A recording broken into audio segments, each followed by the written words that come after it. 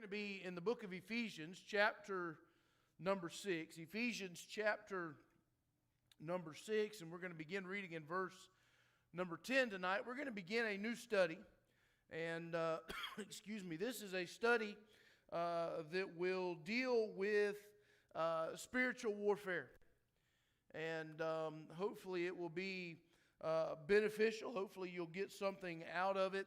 And tonight we're really just going to be talking about the basics of spiritual warfare, understanding and reminding ourselves that we are in a spiritual battle every single day. And I want to begin with a piece of writing that talks and deals with World War II. And in fact, I want to share with you a quote from General Dwight D. Eisenhower. He said, "In preparing for battle, I've always found that plans are useless, but planning is indispensable." And I want to read this to you. It says, in 1944, all was quiet on the Eastern Front in World War II. He says, Allied forces had settled down for the winter, intending to resume their attack on Nazi Germany in the spring. But December 16th, a major German offensive began in the densely forested Ardennes region of Belgium. Adolf Hitler's primary goal was to recapture the harbor of Antwerp. Germany's surprise attack caught Allied forces totally by surprise. The United States Armed Forces and the Germans met the Germans head on and incurred the highest casualties of any campaign during World War II. Media called the brutal battle in the Ardennes forest of Belgium the Battle of the Bulge. Y'all thought that was something I was dealing with. The Germans wanted to keep the Allies from utilizing the harbor in Antwerp, and they wanted to split British and American lines in half. The operation planned by the German High Command used the most secrecy. The 3rd U.S. Army Intelligence Staff had predicted a major German offensive and noted that a substantial offensive German operation was expected, but could not establish a time for the attack. Taking advantage of poor weather conditions, the German army surprised the Allies on December 16, 1944, when it attacked a weakly defended Allied position. Early in the battle, fierce resistance near Bastogne blocked German access to important roads that led north. If the German army could not move northward, take Antwerp, and split the British and American lines, Operation Watch on the Rhine was doomed to fail. Surrounded by the German army, conditions for the 101st Airborne Division and the 10th Armored Division at Bastogne were brutal and seemingly untenable. When the German Lieutenant General Heinrich Freiherr von Leutwitz requested that the Americans surrender, American Brigadier General Anthony McAuliffe responded, "Nuts." The Americans held on December 26. General George S. Patton, who had moved 2 armored divisions from northeast France to Bastogne in 2 short days. No one thought he could do it. Defeated the Germans, destroyed their tanks, and opened up a corridor to Bastogne. Although initially successful, exhausted, and running low of supplies, the German army retreated. The German offensive, Operation Watch on the Rhine, was a well-planned attack against Allied forces. The German High Command had limited radio traffic and had moved troops and equipment at night to maintain secrecy. But thanks to the bravery and toughness of the 101st Airborne Division, the 10th Armored Division, and General Patton's brilliant march north, the Germans were repelled. Why was General Patton able to mount 2 divisions and have them attacking the Germans in 2 short days? The reason is, before he went to meet with General Eisenhower and the Allied High Command, Patton had ordered his staff to prepare 3 contingency plans for a northward movement into Belgium. By the time Patton had arrived at the meeting with General Eisenhower, his staff and his troops were ready to move north. The Germans had a plan, a well-thought-out plan, but it failed because of the bravery and the toughness of American soldiers, and because General Patton, suspecting a German offensive, had started planning the next battle. As far as the Allied High Command was concerned, offensive military operations would continue in the spring when the weather improved on the continent of Europe. Unfortunately, they believed the German High Command thought along the same lines. The Allied High Command was wrong. And the result was that 89,500 American soldiers were wounded and 19,000 were killed in the Battle of the Bulge. Having a plan is important. However, since every battle is fluid, warriors have to be constantly planning. As General Eisenhower stated, plans are useless, but planning is indispensable. Again, I've shared this with you tonight to know and understand that we are in a spiritual war. Every single day we are in a spiritual war. And I want to go ahead and read our text tonight in Ephesians chapter 6 in verse number 13. He says, or beginning in verse number 10 rather, he says, "Finally, my brethren, be strong in the Lord and in the power of his might. Put on the whole armor of God, that you may be able to stand against the wiles of the devil. For we wrestle not against flesh and blood, but against principalities, against powers, against the rulers of the darkness of this world, against spiritual wickedness in high places. Wherefore take unto you the whole armor of God, that you may be able to withstand in the evil day, and having done all, to stand." Again, we are in a war, and while this war, we don't see bodies lying around, and we don't see the casualties that you might see in a war such as at the Battle of the Bulge. Understand that there are still, this is still a deadly war. This is a deadly war. It's a real war, and know and understand this, that lost souls die and go to hell because most of us do not understand the war, and so many are unwilling to fight it. We don't understand it. We haven't really taken it serious, and as a result of this, because those that either A, they don't understand it, or B, those that are unwilling to fight it, listen, as a result, churches and individuals suffer. And we become apathetic to, and Satan, because we become that, Satan retains his grip on our communities. Listen, we are here to, I always go back to what they said about the disciples whenever they came into town. They said that those who have turned the world upside down are here. They've come here too.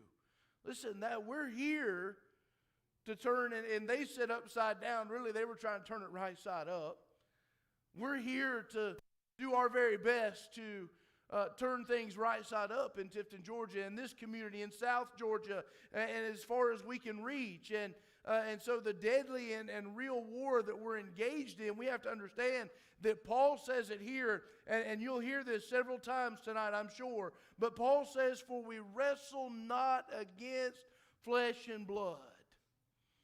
It's not a battle against flesh and blood. It's against the rulers of the darkness of this world, against spiritual wickedness in high places. Paul clearly states that we're not at war with the human race.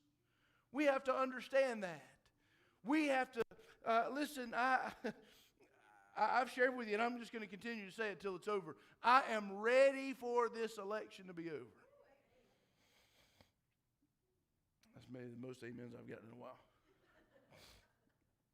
But I am. Because I'm just going to tell you, it does nothing but cause division. I keep my mouth shut. I don't say anything. And it's because, listen, I'm not at war with people. I'm not here to battle against individuals. I'm not in a battle against the human race. We're not fighting flesh and blood. We're fighting the spiritual host of the evil one in the heavenlies. And this is basically what that means is that we're fighting Satan and his demons. And listen, I'm just going to tell you, I know that in the end, the grand scheme of things, as a child of God, I win. I know that. But when you look at the battle right now, when you sit down and you weigh it out according to the statistics, guess what, folks? We're not winning the war. It's not, we're not in a good place. And, maybe, why is that? Well, let me just tell you one reason why it's not. It's not because we can't win the war. It's not because we don't have the ability to win the war, because greater is He that is in me than he that is in the world. Amen? It's not a lack of power. How many times did the children of Israel go into battle where they were, statistically they should have lost? On paper, they should have lost. Listen, I don't like trying to determine who's going to win something based on what looks like on paper. Because I'm going to tell you, that'll get you in trouble a lot. Because it ain't always how it's going to turn out to be. But they should have lost many times.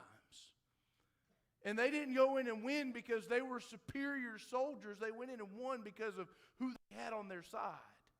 You see, we're not winning. So if that's not the reason why we're not winning this war, then what is it? Maybe just we're taking our lumps because we don't know how to fight a spiritual war. Maybe we don't really understand what am I supposed to be doing and how am I to fight this. Listen, the Bible plainly teaches that we're to be involved in the spiritual war. What we tend to do is we sit back and we tend to absorb attack after attack after attack. And you know what we do? Nothing. We sit back and we just take attack after attack after attack. And I kind of look at it like this. The more you allow someone or something, whatever, the more we let a bully push us around, the more miserable we become. The more you let it happen, the more miserable you're going to become. I go back to a time, I've shared with y'all, I got suspended in 7th grade from school for fighting. And I'll just tell you this, that I God as my witness, I did everything I could to avoid that. Well, I'm sorry, Lord, I didn't do everything that I could have. Because I am the one that got up and went and initiated the actual fight. But this kid, he was new. I didn't know him. He didn't know me. But he picked me out for some reason and it just began picking. And, listen, I told the teacher, can you please ask him to stop? She asked him to stop. He didn't stop. I asked her again. She asked him again. He didn't stop. Third time, I'm not asking anymore. It's just the more that you, again, if I would have continued to let him do that, I'm just going to be honest with you. I went back to that class whenever I got back on campus. I was fine. Finished out the year in that class. But the more that you let somebody bully you, understand this, the more miserable you will become. The more miserable that you'll be. And so, God is not an uninterested spectator in human affairs. He's not interested. We've talked about this before, how He is involved in. Listen, I don't care what the outcome of this election is next week. Know this, God is involved in it. He is 110% involved in this election. Again, I don't care which person ends up being elected. He's involved in it. He is not uninterested in human affairs and just sits back as a spectator. In fact, God called a convocation of angels to remove King Ahab from the throne of Israel and allowed an evil angel to become a lying spirit to Ahab's prophetess. You can go and read about that in 1 Kings chapter 22. Can I tell you tonight that every angel, angels are created beings. By the way, God created them. But every angel, even evil angels, cannot act without God's authority. They can't act without His authority. And so, we as believers must come to grip with the fact that there are are countless forces working on this earth. Countless forces working on this earth that we can't see, and many of them hate us, and we have to fight them whether we like it or not. And the truth is if we don't know how to fight a spiritual war, then our lives are going to be frustrating and filled with setbacks. We have to learn how to fight. We have to be willing, when Christians get a belly full and tired of being pushed around and frustrated by Satan, then it's time to learn how to fight the spiritual war. And I'm just going to tell you, if you ain't tired of it yet, you will be. You will be. You ought to be. You ought to be tired of it. And so, he says that we're not fighting against flesh and blood. We're fighting against, something greater than that. And, the spiritual, we have to understand, is absolutely real. Heard about a preacher or teacher one time that made the comment that if we could see all there is to see, our minds couldn't take it and it would scare us to death. And let me just say, I believe that 110%. If we could see everything that was out there, if we could see this battle, this spiritual battle that is taking place, and between good and evil, and listen, I'm going to tell you, it would scare us to death. It would blow our minds, and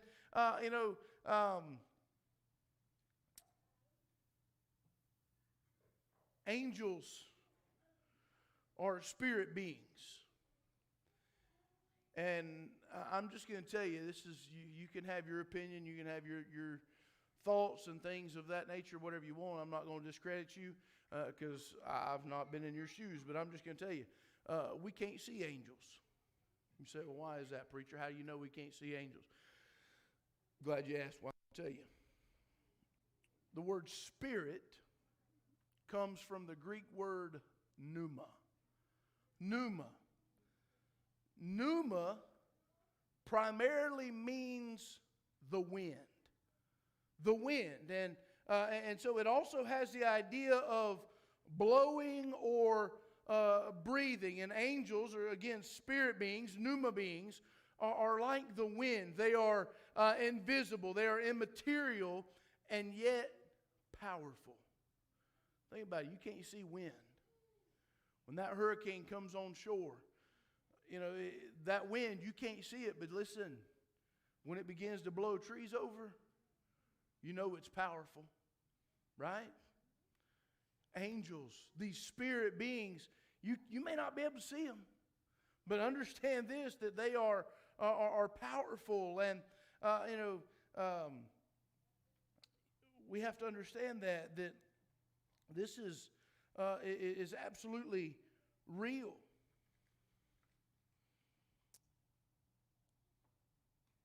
You go back to Elisha and his servant. I believe they illustrate the spiritual war that surrounds us. In 2 Kings chapter 6, Elisha had given the king of Israel instructions concerning the king of Syria's troops. He'd given him instructions and about the movements of the king of Syria's troops, and tired of losing the element of surprise, the king of Syria sent a large army in. A large army in to capture Elisha in the city of Dothan. And Elisha's servants they were frightened by Syria's show of force. And in 2 Kings chapter 15, they asked him, they said, "How shall we do? How shall we do?" And Elisha was not bothered by it. Elisha was not concerned about this large army that the king of Syria had sent in. And in fact, Elisha in verse number 16 says, of 2 Kings chapter 6 says, "They that be with us are more than they that be with them." And now you have to understand a little bit about this. That wasn't the case physically. Syria's army was way greater than the army of Israel. And so for Elisha, you can just imagine that servant who's scared to death. Elijah says, "Greater are those that are with us than what they have." And that servant's probably like, "Dude, you've lost your mind." May even asked him what drugs he was on. I don't know. But so what did Elisha do? Anybody remember?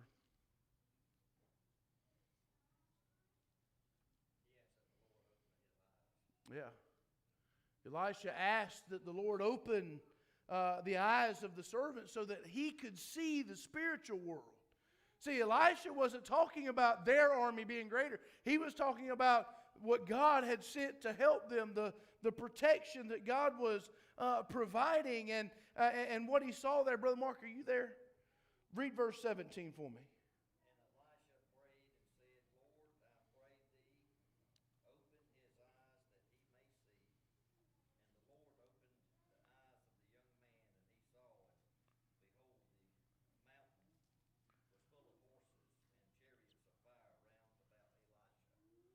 So Elisha prayed and he said, Lord, he said, open his eyes. And the Lord opened his eyes, and what he saw was that he saw the horses and the chariots of fire around Elisha.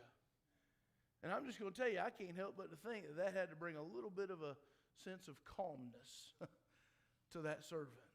Maybe a little bit of what in the world's going on here, but understand we cannot see holy angels, we can't see evil angels, but know this, that they are very real, and 1/3 of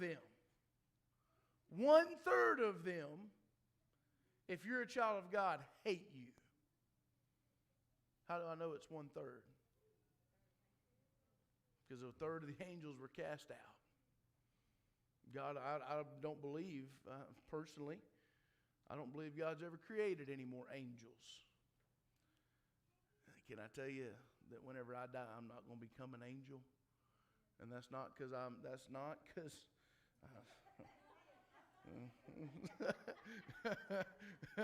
it's not because I hadn't been good enough, okay? It's because we don't become angels. That's not how it works. They're totally different from us. And so, you know, so 1/3 of them, know this, they're real, and 1/3 of them hate you. And they want your life to be miserable. It's a real battle.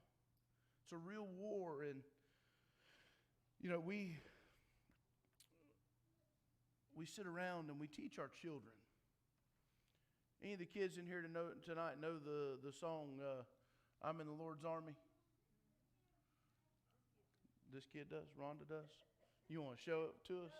Oh. That one back there knows too. You want to show it to us? Oh, okay.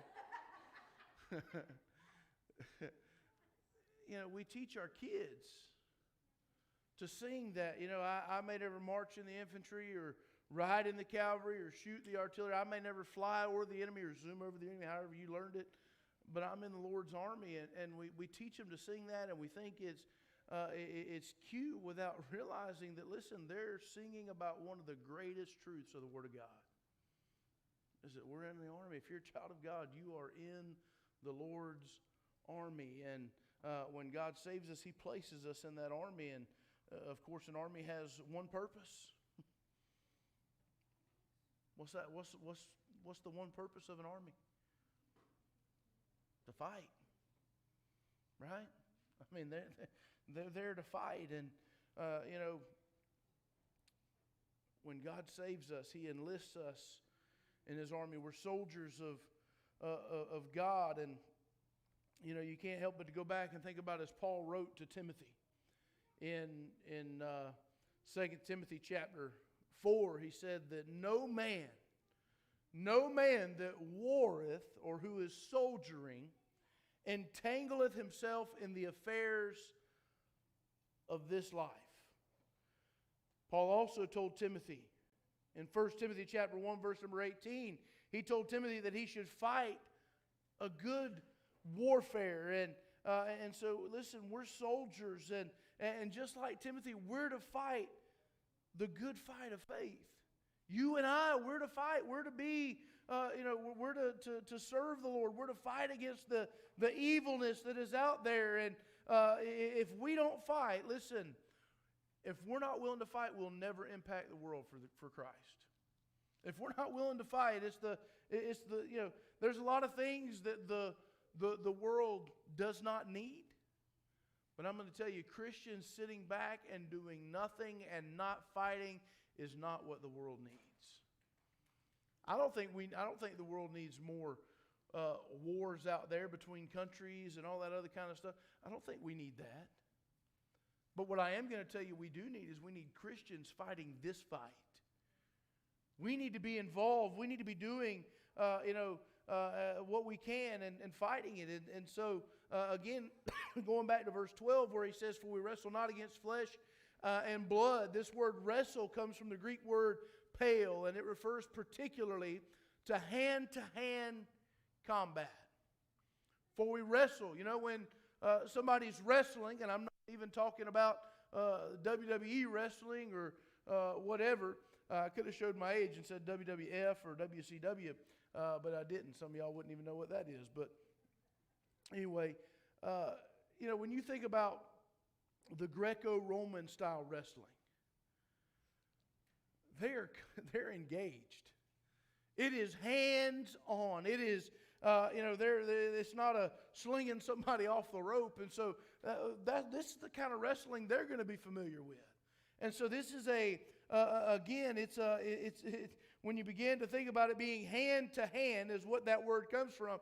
Listen, we're to be involved in a real and a personal war. See, I think sometimes we think that it's somebody else's job to fight. It's always somebody else's job. Listen, if you're a child of God, it is your job. It is your responsibility. And, Christians we can't go through this life unsoiled. Wars are fought in the trenches. I know that some of that has changed just a little bit with technology and intelligence and all that kind of stuff. But listen, you know what that stuff does? And I'm no military expert, but listen, that stuff is how you start out. But can I tell you that in the end, there's going to be boots on the ground? There's going to be folks going in, folks that are going to be, there has to be somebody to, there has to be foot soldiers that are willing to go in and cross the main line of resistance and fight their enemies in a real and personal way.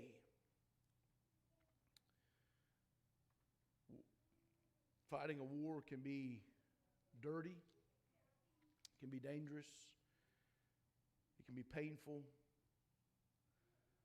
But listen, we have to lose the idea that Christian soldiers traverse life in a suit and tie and never get dirty.